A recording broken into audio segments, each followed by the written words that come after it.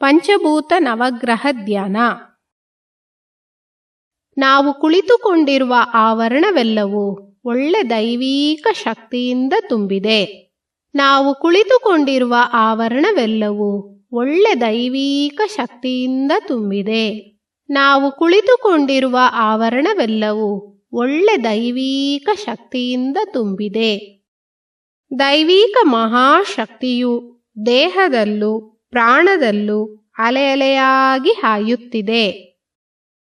ದೈವೀಕ ಮಹಾಶಕ್ತಿಯು ಹಗಲು ಇರುಳು ಎಲ್ಲ ಸಮಯಗಳಲ್ಲೂ ಎಲ್ಲ ಸ್ಥಳಗಳಲ್ಲೂ ಎಲ್ಲ ಉದ್ಯೋಗಗಳಲ್ಲೂ ಸಹವರ್ತಿಯಾಗಿ ಸಂರಕ್ಷಣೆಯಾಗಿ ಮಾರ್ಗದರ್ಶಕವಾಗಿಯೂ ಇರಲಿ. ತಾಯಿಗೆ ವಂದನೆ.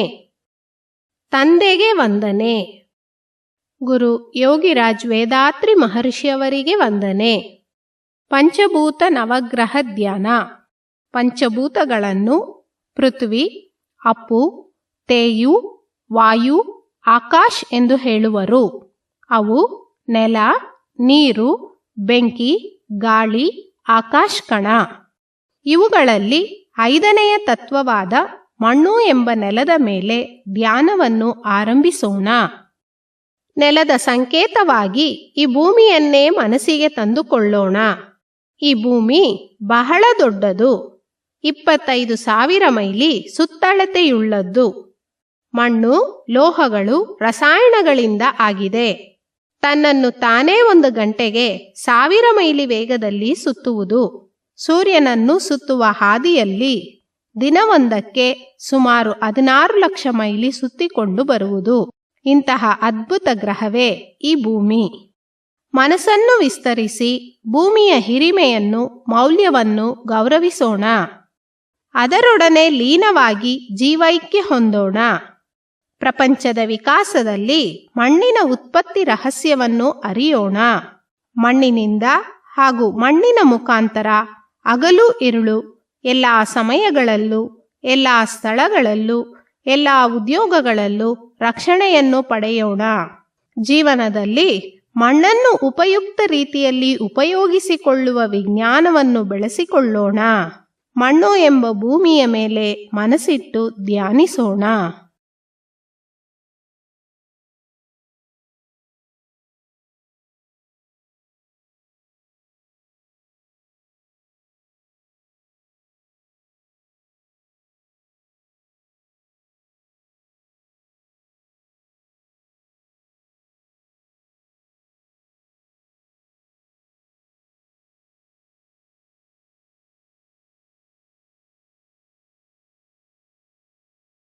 ಪ್ರಪಂಚದ ವಿಕಾಸದಲ್ಲಿ 4ನೆಯ ತತ್ವವಾದ ನೀರಿನ ಮೇಲೆ ಧ್ಯಾನವನ್ನು ಆರಂಭಿಸೋಣ.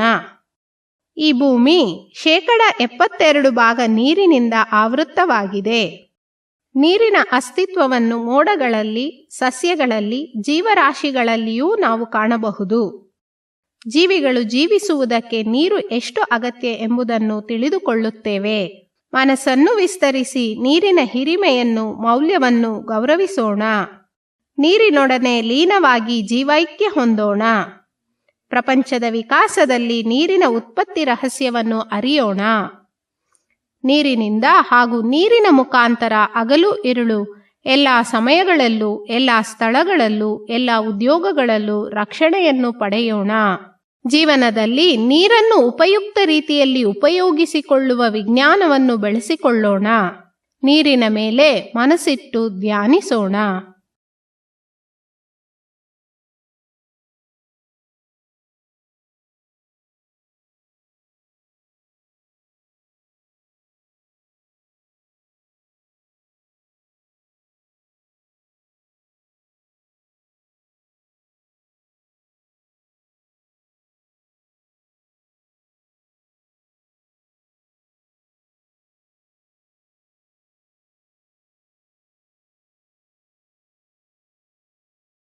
ಪ್ರಪಂಚದ ವಿಕಾಸದಲ್ಲಿ 3ನೆಯ ತತ್ವವಾದ ಬೆಂಕಿಯ ಮೇಲೆ ಧ್ಯಾನವನ್ನು ಆರಂಭಿಸೋಣ. ಭೂಮಿ ತನ್ನನ್ನು ತಾನೇ ಬಹಳ ವೇಗವಾಗಿ ಸುತ್ತುತ್ತಿದೆ. ಆದುದರಿಂದ ಅದರಲ್ಲಿರುವ ಘನವಸ್ತುಗಳೆಲ್ಲ ಅದರ ಕೇಂದ್ರ ಭಾಗದಲ್ಲಿ ದಟ್ಟವಾಗುತ್ತಿವೆ.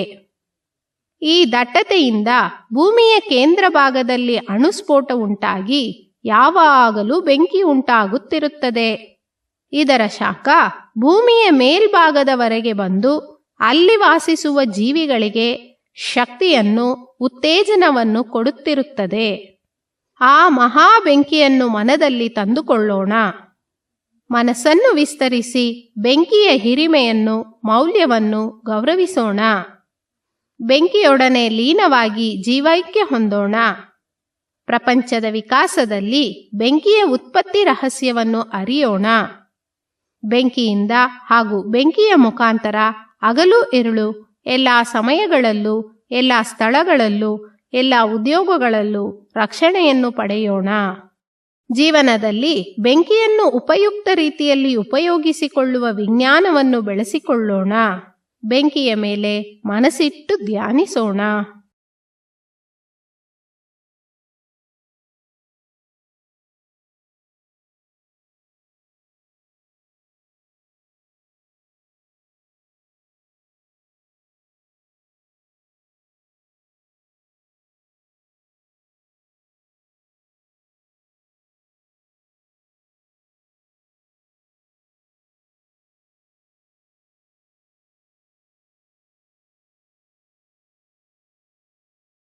ಪ್ರಪಂಚದ ವಿಕಾಸದಲ್ಲಿ ಎರಡನೆಯ ತತ್ವವಾದ ಗಾಳಿಯ ಮೇಲೆ ಧ್ಯಾನವನ್ನು ಆರಂಭಿಸೋಣ.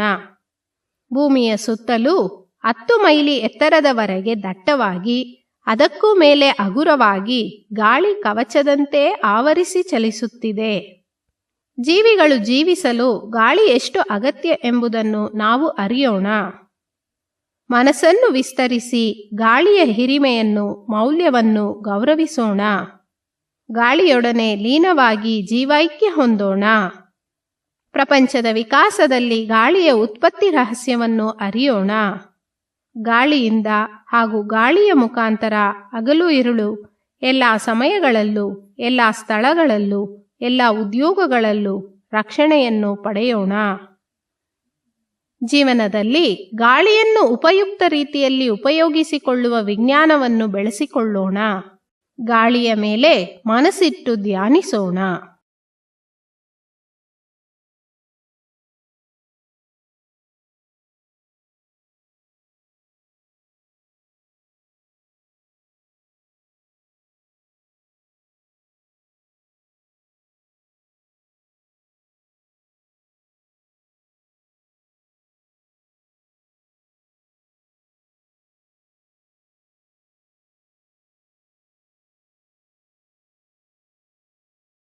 ಪ್ರಪಂಚದ ವಿಕಾಸದಲ್ಲಿ ಮೊದಲನೆಯ ತತ್ವವಾದ ಆಕಾಶ ಕಣದ ಮೇಲೆ ಧ್ಯಾನವನ್ನು ಆರಂಭಿಸೋಣ.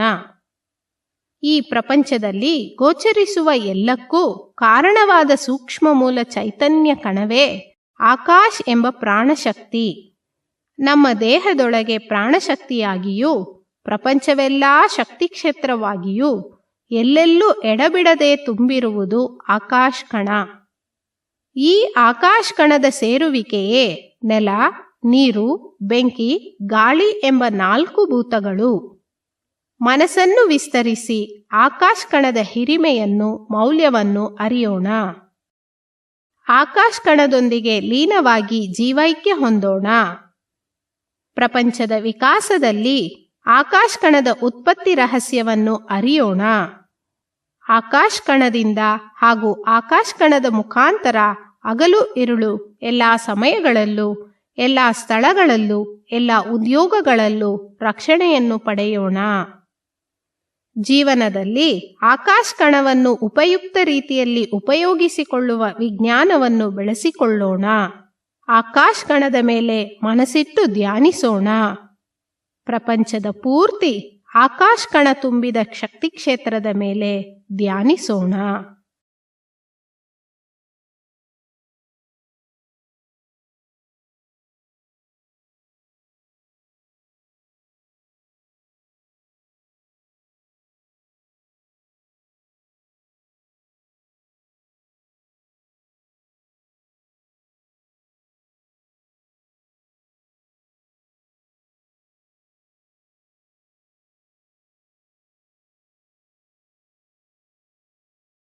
ಅಣುಗಳಿಂದ ತುಂಬಿದ ಶಕ್ತಿ ಕ್ಷೇತ್ರವಾದ ಪ್ರಪಂಚದಲ್ಲಿ ಕೋಟ್ಯಾನುಕೋಟಿ ನಕ್ಷತ್ರಗಳನ್ನು ನೋಡುತ್ತಿದ್ದೇವೆ.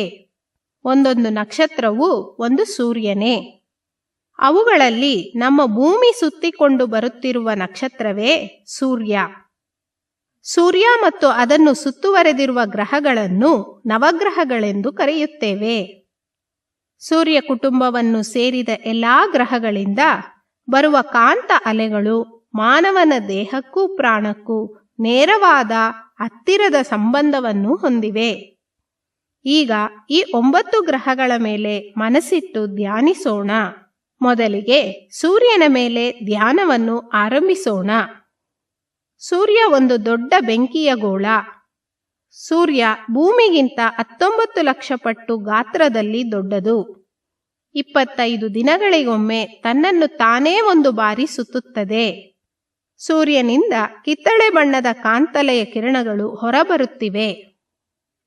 ಈ ಕಿರಣಗಳು ನಮ್ಮ ದೇಹದಲ್ಲಿರುವ ಮೂಳೆಯೊಡನೆ ಸಂಬಂಧ ಹೊಂದಿವೆ. ಈ ಕಿರಣಗಳು ನಮಗೆ ಜೀವನದಲ್ಲಿ ಯಶಸ್ಸು, ಅರಿವಿನ ಉನ್ನತಿ, ವಿದ್ಯೆಯ ಉನ್ನತಿ, ಬಾಳಿನ ಸಮೃದ್ಧಿಗಳೆಲ್ಲವನ್ನೂ ನೀಡುತ್ತವೆ. ಸೂರ್ಯನ ಕಾಂತಲೆಯ ಕಿರಣಗಳನ್ನು ಸ್ವೀಕರಿಸಿಕೊಂಡು ನಮ್ಮ ದೇಹ ಹಾಗೂ ಮನಸ್ಸಿನೊಂದಿಗೆ ಲೀನವಾಗಿಸಿಕೊಳ್ಳೋಣ. ಸೂರ್ಯನ ಕಾಂತಾಲೆಯ ಕಿರಣಗಳು ನಮಗೆ ಯಾವಾಗಲೂ ಪ್ರಯೋಜನವನ್ನು ಉಂಟು ಮಾಡುತ್ತಿರಲಿ. ಸೂರ್ಯನ ಮೇಲೆ ಮನಸ್ಸಿಟ್ಟು ಧ್ಯಾನಿಸೋಣ.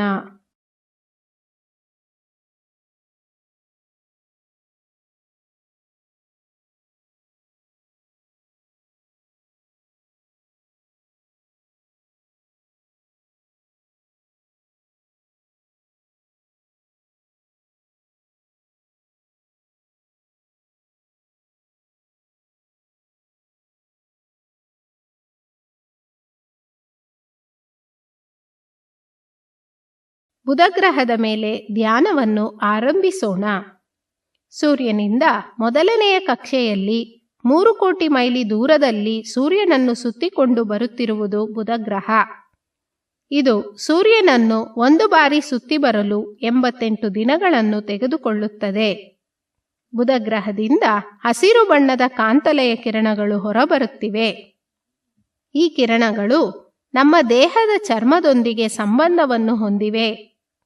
ಬುಧನ ಕಾಂತಲೆಯ ಕಿರಣಗಳು ನಮಗೆ ಅರಿವಿನ ಉನ್ನತಿ, ವಿದ್ಯೆಯ ಉನ್ನತಿ, ಬಾಳಿನ ಸಮೃದ್ಧಿಗಳನ್ನು ನೀಡುವ ಸಾಮರ್ಥ್ಯವನ್ನು ಹೊಂದಿವೆ.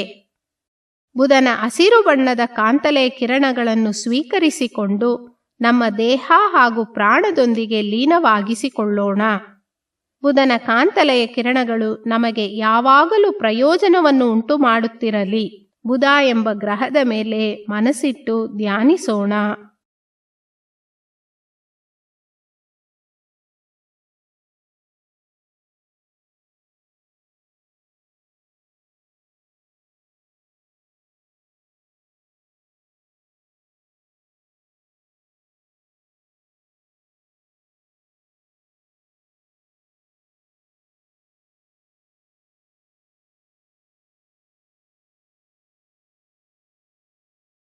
ಶುಕ್ರ ಗ್ರಹದ ಮೇಲೆ ಧ್ಯಾನವನ್ನು ಆರಂಭಿಸೋಣ.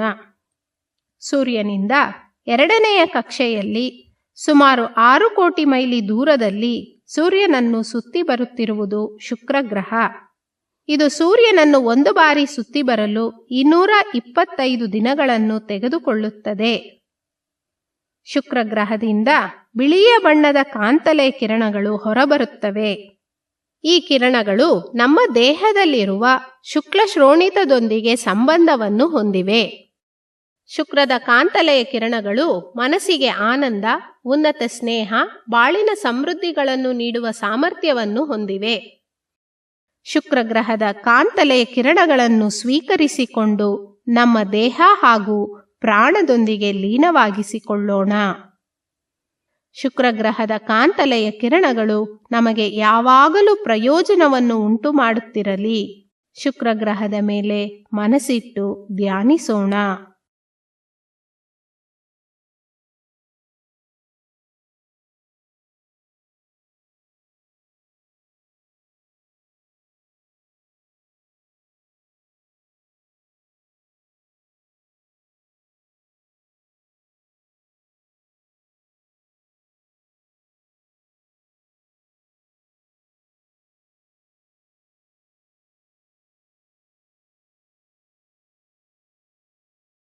ಚಂದ್ರನೆಂಬ ಉಪಗ್ರಹದ ಮೇಲೆ ಧ್ಯಾನವನ್ನು ಆರಂಭಿಸೋಣ. ಸೂರ್ಯನ ಕುಟುಂಬದ 3ನೆಯ ಕಕ್ಷೆಯಲ್ಲಿ ಸುಮಾರು 9 ಕೋಟಿ ಮೈಲಿ ದೂರದಲ್ಲಿ ಸೂರ್ಯನನ್ನು ಸುತ್ತಿಕೊಂಡು ಬರುತ್ತಿರುವುದು ಭೂಮಿ. ಈ ಭೂಮಿಯಿಂದ 2,30,000 ಮೈಲಿಗಳ ದೂರದಲ್ಲಿ ಭೂಮಿಯನ್ನು ಸುತ್ತುತ್ತಿರುವ ಉಪಗ್ರಹ ಚಂದ್ರ. ಇದು ಸುಮಾರು 29 ದಿನಗಳಿಗೆ ಒಂದು ಬಾರಿ ಭೂಮಿಯನ್ನು ಸುತ್ತಿ ಬರುವುದು. ಚಂದ್ರನಿಂದ ಬಿಳಿಯ ಬಣ್ಣದ ಕಾಂತಲೆಯ ಕಿರಣಗಳು ಹೊರಬರುತ್ತಿವೆ. ಈ ಕಿರಣಗಳು ನಮ್ಮ ದೇಹದಲ್ಲಿರುವ ರಕ್ತ ಚಲನೆಯೊಂದಿಗೆ ಸಂಬಂಧವನ್ನು ಹೊಂದಿವೆ.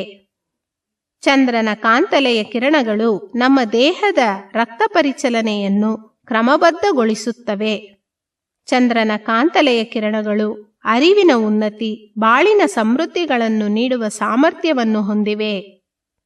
ಚಂದ್ರನ ಕಾಂತಲೆಯ ಕಿರಣಗಳನ್ನು ಸ್ವೀಕರಿಸಿಕೊಂಡು ದೇಹ ಹಾಗೂ ಪ್ರಾಣದೊಂದಿಗೆ ಲೀನವಾಗಿಸಿಕೊಳ್ಳೋಣ. ಚಂದ್ರನ ಕಾಂತಲೆಯ ಕಿರಣಗಳು ನಮಗೆ ಯಾವಾಗಲೂ ಪ್ರಯೋಜನವನ್ನು ಉಂಟು ಮಾಡುತ್ತಿರಲಿ. ಚಂದ್ರಗ್ರಹದ ಮೇಲೆ ಮನಸ್ಸಿಟ್ಟು ಧ್ಯಾನಿಸೋಣ.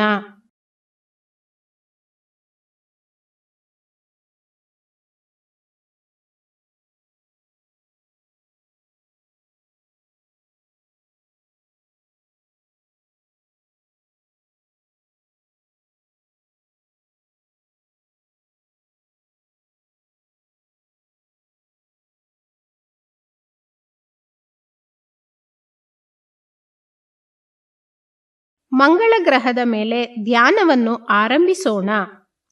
ಸೂರ್ಯನಿಂದ 4ನೆಯ ಕಕ್ಷೆಯಲ್ಲಿ ಸುಮಾರು 14 ಕೋಟಿ ಮೈಲಿಗಳ ದೂರದಲ್ಲಿ ಸೂರ್ಯನನ್ನು ಸುತ್ತಿ ಬರುತ್ತಿರುವುದು ಮಂಗಳ ಗ್ರಹ.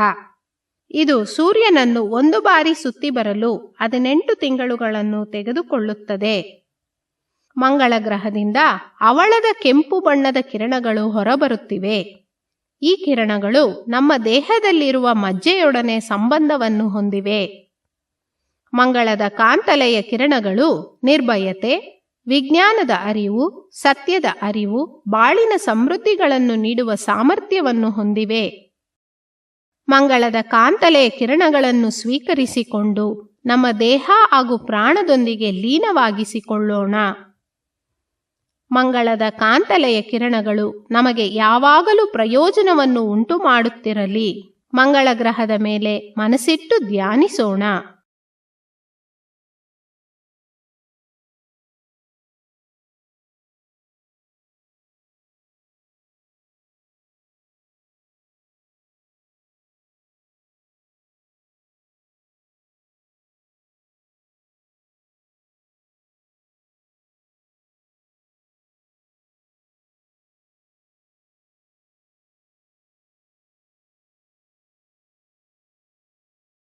ಗುರು ಎನ್ನುವ ಶಕ್ತಿಯುತ ಗ್ರಹದ ಮೇಲೆ ಧ್ಯಾನವನ್ನು ಆರಂಭಿಸೋಣ.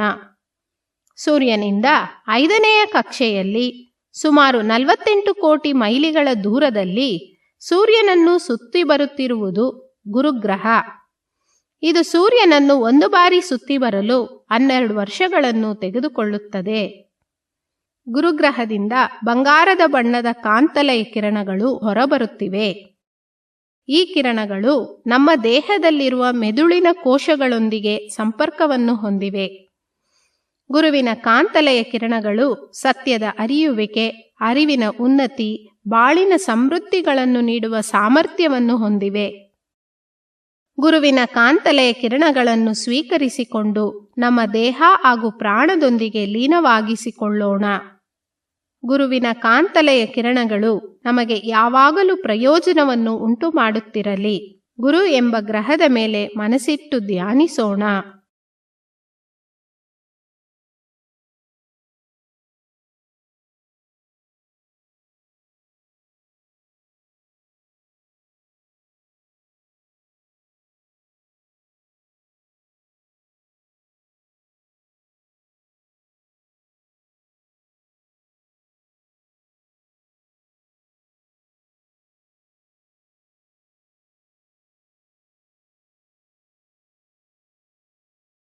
ಶನಿ ಎನ್ನುವ ಶಕ್ತಿಯುತ ಗ್ರಹದ ಮೇಲೆ ಧ್ಯಾನವನ್ನು ಆರಂಭಿಸೋಣ.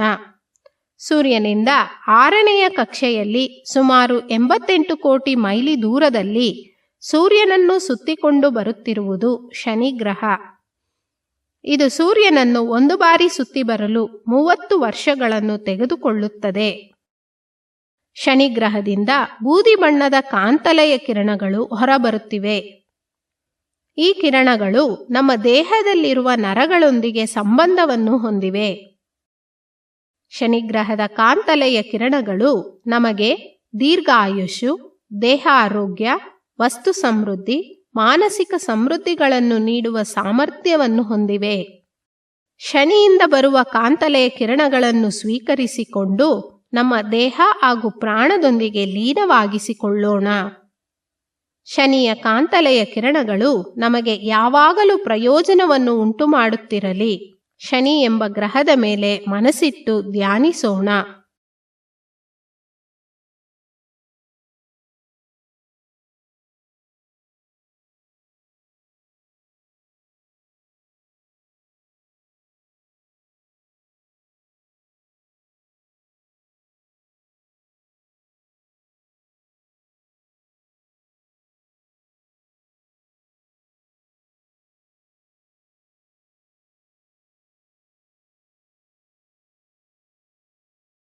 ರಾಹು ಕೇತು ಎಂಬ ಶಕ್ತಿಯುತ ಕಾಂತಲೆಯ ಪಥದ ಮೇಲೆ ಧ್ಯಾನವನ್ನು ಆರಂಭಿಸೋಣ.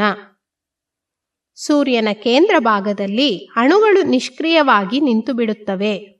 ಅವು ಶುದ್ಧ ಬಯಲಾಗಿ ಬ್ರಹ್ಮವಾಗಿ ಪರಿವರ್ತನೆಯಾಗುತ್ತಿರುವ ಸ್ಥಿತಿ.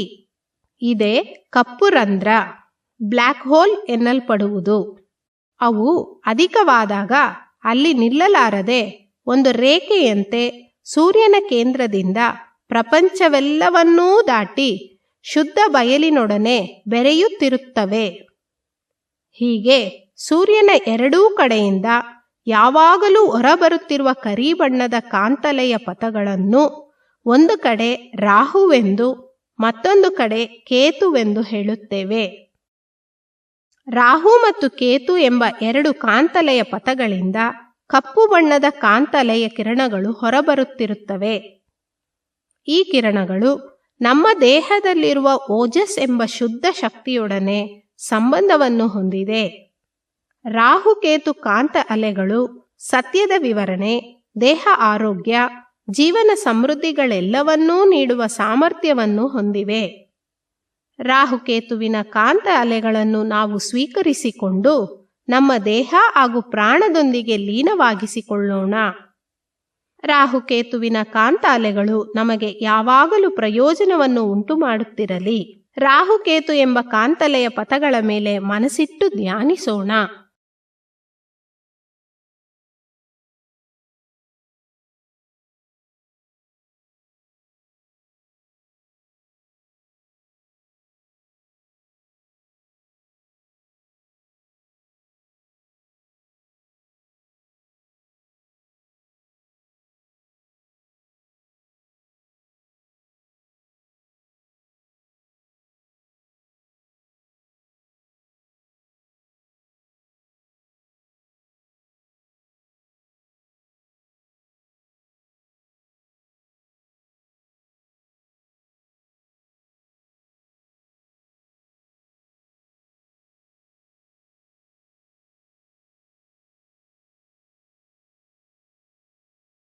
ಈ ಮಹಾಚೇತನಾ ಮಂಡಲವೆಂಬ ಪ್ರಪಂಚ ಕ್ಷೇತ್ರದಲ್ಲಿ ಈ ಸೂರ್ಯ ಕುಟುಂಬದಂತೆ ಕೋಟ್ಯಾನುಕೋಟಿ ಸೂರ್ಯ ಕುಟುಂಬಗಳಿವೆ. ಅವುಗಳನ್ನೆಲ್ಲ ನಕ್ಷತ್ರಗಳೆಂದು ಕರೆಯುತ್ತೇವೆ. ಹೀಗೆ ಪ್ರಪಂಚದ ಪೂರ್ತಿ ಇರುವ ಎಲ್ಲ ನಕ್ಷತ್ರ ಕೂಟಗಳನ್ನು ಮೇಷ, ಋಷಭ, ಮಿಥುನ, ಕಟಕ, ಸಿಂಹ, ಕನ್ಯಾ, ತುಲಾ, ವೃಶ್ಚಿಕ, ಧನಸ್ಸು, ಮಕರ, ಕುಂಭ, ಮೀನ ಎಂಬ 12 ರಾಶಿಗಳನ್ನಾಗಿ ವಿಂಗಡಿಸಲಾಗಿದೆ. ಈ ಎಲ್ಲ ನಕ್ಷತ್ರಗಳ ಕೂಟದಿಂದಲೂ ಕಾಂತ ಅಲೆಗಳು ಹೊರಬರುತ್ತಿರುತ್ತವೆ. ಈ ಕಾಂತ ಅಲೆಗಳು ನಮಗೆ ಯಾವಾಗಲೂ ಪ್ರಯೋಜನವನ್ನೇ ಉಂಟು ಮಾಡುತ್ತಿರಲಿ. ಪ್ರಪಂಚ ಕ್ಷೇತ್ರವನ್ನು ದಾಟಿ ಮನಸ್ಸನ್ನು ವಿಸ್ತರಿಸೋಣ. ಎಲ್ಲೆಯೇ ಇಲ್ಲದ ಶುದ್ಧ ಬಯಲೇ ಸತ್ಯವಸ್ತು. ಅದೇ ಸತ್ಯವಸ್ತು ಈ ಮಹಾಚೇತನ ಮಂಡಲದ ಪೂರ್ತಿಯೂ ಪ್ರತಿ ಅಣುವಿನ ಕೇಂದ್ರದಲ್ಲೂ ಹಾಗೂ ಎಲ್ಲ ಅಣುಗಳ ನಡುವೆಯೂ ಇರುವುದನ್ನು ಅರಿಯುತ್ತೇವೆ. ಈ ಸತ್ಯವಸ್ತು ಎಂಬ ಶುದ್ಧ ಬಯಲೇ ನಮ್ಮೊಳಗೆ ಅರಿವಾಗಿ ಕ್ರಿಯಾತ್ಮಕವಾಗಿ ಇರುವುದನ್ನು ಅರಿಯುತ್ತೇವೆ. ಆ ಸತ್ಯವಸ್ತು ಎಂಬ ಶುದ್ಧ ಬಯಲೇ ನಮ್ಮೊಳಗೆ ಗಟ್ಟಿ ವಸ್ತುವಾದ ದೇಹ, ರಕ್ತ ಸಂಚಾರ, ಉಷ್ಣ ಸಂಚಾರ, ಗಾಳಿ, ಪ್ರಾಣ ಎಂಬ 5 ಭೌತಿಕ ವಿಭಾಗಗಳಾಗಿ ಕ್ರಿಯೆಗೊಳ್ಳುವುದನ್ನು ಅರಿಯುತ್ತೇವೆ. ಇವೆಲ್ಲವನ್ನೂ ಆ ಅರಿವೇ ಆಳುತ್ತಿರುವುದನ್ನು ಅರಿಯುತ್ತೇವೆ.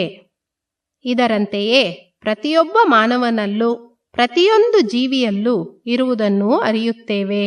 ಈ ರೀತಿ ಸತ್ಯವಸ್ತುವೆಂಬ ಬ್ರಹ್ಮವೇ ವಿಕಾಸದಲ್ಲಿ ಎಲ್ಲಾ ಜೀವರಾಶಿಗಳಾಗಿ ಬಂದಿದೆ ಎಂಬುದನ್ನು ಅರಿತು ಯಾರಿಗೂ ದುಃಖವನ್ನು ಕೊಡದೆ, ಯಾರಾದರೂ ದುಃಖದಲ್ಲಿದ್ದರೆ ಆ ದುಃಖವನ್ನು ಹೋಗಲಾಡಿಸುವ ಮಟ್ಟಕ್ಕೆ ನಮ್ಮ ಕಾರ್ಯಗಳನ್ನು ನೀತಿಬದ್ಧವಾಗಿಸಿಕೊಂಡು ಕರುಣೆಯಿಂದ ಬಾಳಲು ಪ್ರಯತ್ನಿಸೋಣ. ಈ ವಿಸ್ತಾರವಾದ ಮನಸ್ಥಿತಿಯಲ್ಲಿ ಯಾವಾಗಲೂ ಇದನ್ನು ಮರೆಯದೆ ಮನದಲ್ಲಿಟ್ಟುಕೊಂಡು ಜೀವನದಲ್ಲಿ ಶ್ರೇಷ್ಠವಾಗಿ ಬಾಳಲು ಕಾರ್ಯ ನಡೆಸಲು ಪ್ರಯತ್ನಿಸೋಣ.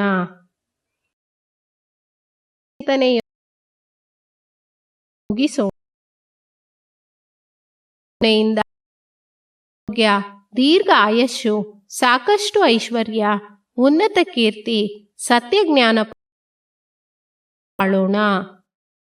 ದೈವಿಕ ಮಹಾಶಕ್ತಿಯ ಕರುಣೆಯಿಂದ ದೇಹ ಆರೋಗ್ಯ, ದೀರ್ಘ ಆಯಸ್ಸು, ಸಾಕಷ್ಟು ಐಶ್ವರ್ಯ, ಉನ್ನತ ಕೀರ್ತಿ, ಸತ್ಯಜ್ಞಾನ ಪಡೆದು ಉನ್ನತವಾಗಿ ಬಾಳೋಣ.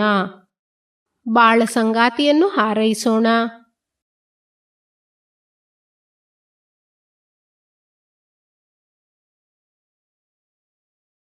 ಹೆತ್ತ ಮಕ್ಕಳ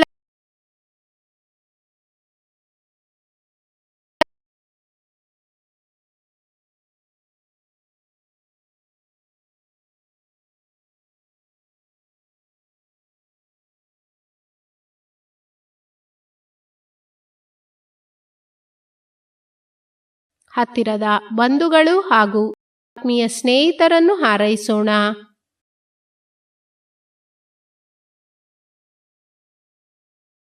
ಉದ್ಯೋಗ ಕ್ಷೇತ್ರದಲ್ಲಿ, ದಿನನಿತ್ಯ ಕರ್ತವ್ಯಗಳಲ್ಲಿ ನಮ್ಮೊಂದಿಗೆ ಸಂಪರ್ಕ ಹೊಂದಿರುವವರನ್ನು ಹಾರೈಸೋಣ. ಕೇಡನ್ನು ಬಯಸುವವರು, ಶತ್ರುಗಳಾಗಿ ಭಾವಿಸುವವರು ಯಾರಾದರೂ ಇದ್ದರೆ ಅವರೂ ಕೂಡ ಮನಸ್ಸನ್ನು ತಿದ್ದಿಕೊಂಡು ಒಳ್ಳೆಯ ಬಾಳನ್ನು ಪಡೆಯಲು ಕರುಣೆಯಿಂದ ಹಾರೈಸೋಣ. ವಿಶ್ವದ ಒಳಿತಿಗಾಗಿ ಕೋರಿಕೆ. ವಿಶ್ವದಲ್ಲಿರುವ ಹೊಣೆಹೊತ್ತ ನಾಯಕರೆಲ್ಲ ಪ್ರಾಣದ ಅರಿವನ್ನು ಆಂತರಿಕವಾಗಿ ಪಡೆಯಬೇಕು.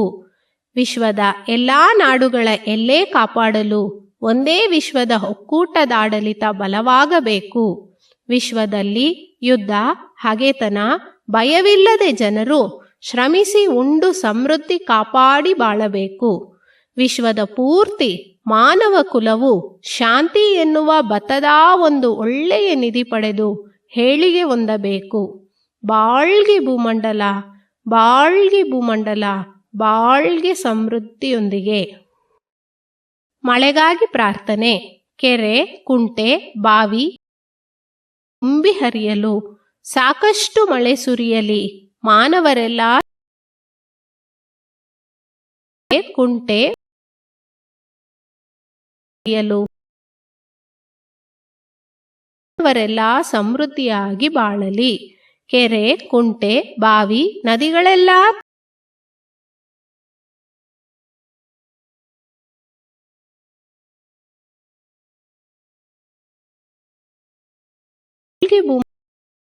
ಬಾಳ್ಗೆ ಸಮೃದ್ಧಿಯೊಂದಿಗೆ ನಮ್ಮ ಮನದಲ್ಲಿ ಶಾಂತಿ ನೆಲೆಸಲಿ. ವಿಶ್ವ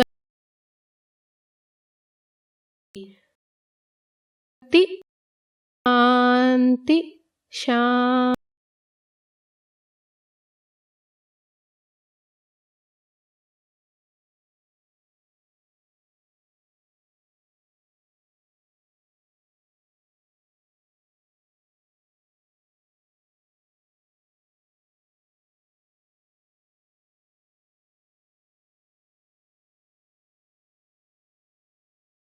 Transformed Buddha quest to find the answers of these questions. Similarly, Vedatri, a young boy intrigued by life and its question, became Maharishi in his quest for answers. Vedatri Maharishi, through intense research, analysis, and introspection into philosophies and secrets of life, has systemized the practices and dedicated to humanity. These practices provide the righteous way to live life and empowers humanity to learn and live happily. Called Manavala Kalai or Sky Yoga, the practices are vital, valuable, and provide imminent and effective results. It's an art which transforms individuals into complete human beings. Sky Yoga is a practice that enables one to know the significance of mind and attune it in a good, proper, and utilitarian way. Millions of life around the world is lit up with the lamp of happiness due to Sky Yoga. In the foothills of Aliyar, scenic, grand, and carpeted with greenery is the Temple of Consciousness. Temple of Consciousness is one of its kind in the entire world. It's an enchanting place created by our beloved Guru Vedatri Maharishi. Majority of the people around the world are leading a miserable, painful and sorrowful life because of their destiny. Temple of Consciousness teaches the art of leading successful life through the teachings of Vedatri Maharishi to all who come in without discrimination. Those who step inside the Temple of Consciousness will definitely handle the problems in their life in a matured and determined way and overcome them, resulting in them leading a satisfied, successful, and a happy life. The simplified physical exercises that are taught in Sky Yoga keeps us brisk, refreshing, robust, and enthusiastic the whole day. They serve as remedies for chronic, long-lasting diseases and also as prevention from various ailments. Sky Yoga is designed and tailor-made for all. From children to elders, all can practice it easily. The powerful secrets of Kayakalpa Yoga, as practiced by ancient Siddhas and Yogis, is taught in Sky.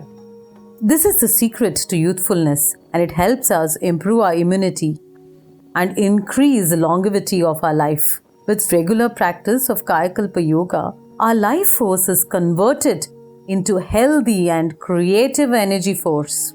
The art of mindfulness. It calms our mind, enabling us to live a peaceful, serene, and happy life. Deep Kundalini meditations are taught in Sky Yoga. Sky is the Akshaya Patram, meaning the inexhaustible vessel. It's a wishing tree that fulfills all our wishes, bestowed upon us gracefully by Guru Vedatri Maharishi. The teachings enable us to neutralize anger, eradicate our worries, remove our fears, boost our self-confidence, and helps in economical and social upliftment. Temple of Consciousness provides hygienic rooms with modern facilities for all its visitors who come from across the globe to learn Sky Yoga. The food that is prepared is healthy, nutritional, and hygienically prepared, and very tasty. The practices are taught in air-conditioned auditoriums and an ambience which is peaceful, well-aerated, and nature-blessed. In addition to Sky practices, activities like trekking, boating, visiting to waterfalls, going around the campus in battery-operated cars, traditional bullock cart rides are available. All these take us back in time. The atmosphere, activities, and stay allows us to focus on self, breaking the monotony of life. These practices help us in performing our duties, jobs, and professions in an unique, individualized way and paves the way for success in all areas. Guru Vedatri Maharishi's aim was to elevate consciousness and spread happiness to all. He designed courses on the deep introspection techniques, Brahma Jnanam or divine realization, and also gave teacher training courses. The Temple of Consciousness and the World Community Service Center, which was founded with love and compassion by our revered Guru Vedatri Maharishi, are instrumental in spreading noble services all over the world. Padma Shri Arulnidhi S.K.M. Mailanandan took the charge of the World Community Service Center after Vedatri Maharishi's Mahasamadhi. A contemporary leader, he is rendering selfless service and fulfilling the dreams of Vedatri Maharishi. We invite you all to the Alia Temple of Consciousness online and residential courses, which transforms an individual into a divine and a great human being through Sky Yoga practices. Come and experience love, peace, and bliss from the simple and yet powerful transformative practices of Sky Yoga. Be blessed by the Divine.